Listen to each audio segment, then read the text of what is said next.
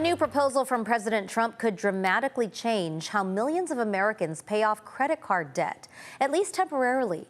CBS 8's Alex Lai breaks down his plan and explains why it could come with unintended consequences for borrowers. President Trump announced on Truth Social he wants to cap credit card interest rates at 10% for 1 year and have it take effect in just 4 days. Now the proposal is raising questions about how it would be implemented and what it means for borrowers.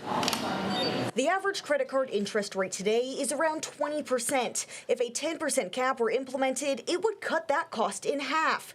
Researchers at Vanderbilt University estimate a cap like this could save Americans about $100 billion a year in interest. But financial analysts say the savings may come at a price. So this is potentially dangerous for the average borrower. Stephen Cates is a financial analyst with Bankrate. He says a hard cap would likely make banks far more cautious, especially when it comes to lending to people with lower credit scores. There's no free lunch here.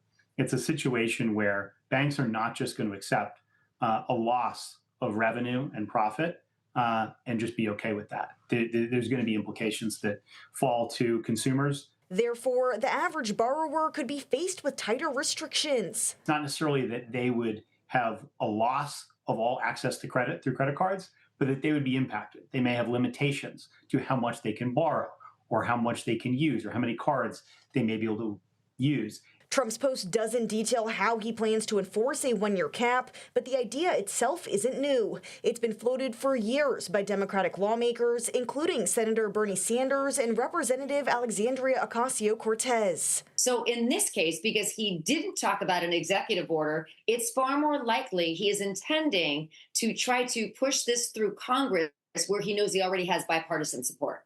Political analyst Wendy Patrick says that bipartisan interest could give the proposal momentum. Whether it happens by January 20th or whether it happens after that, the fact that it is supported by very progressive litigators and lawmakers on both sides of the aisle make it more likely it's going to be successful. Even if the cap goes into effect, the proposal is only for 1 year, leaving questions about what happens when the cap expires. Alex Lai, CBS 8.